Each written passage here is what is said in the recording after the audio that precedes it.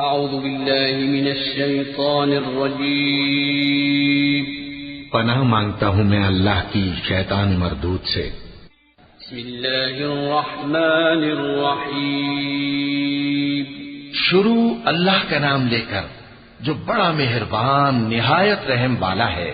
اذا السماء انفطرت واذا الكواكب انتثرت واذا البحار فجرت واذا القبور بعثرت علمت نفس ما قدمت واخرت يا ايها الانسان ما غرك بربك الكريم الذي خلقك فسواك فعدلك في اي صورة ما شاء ركبك كلا بل تكذبون بالدين وإن عليكم لحافظين كراما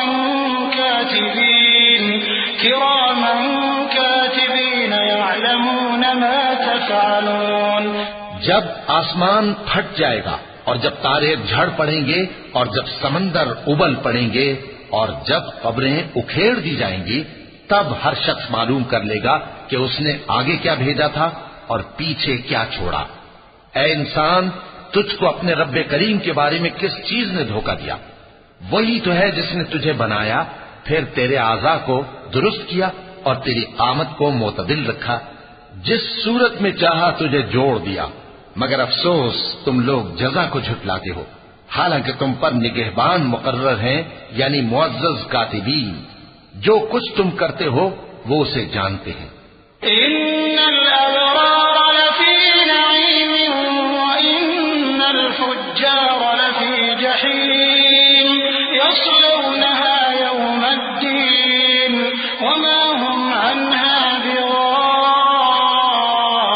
بغائبین وما ادراک ما یوم الدین ثم ما ادراک ما یوم الدین یوم لا تملك نفس لنفس شيئا والأمر يومئذ لله۔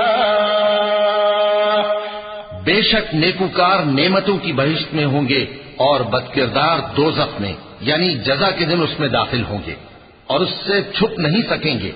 اور تمہیں کیا معلوم کہ جزا کا دن کیسا ہے؟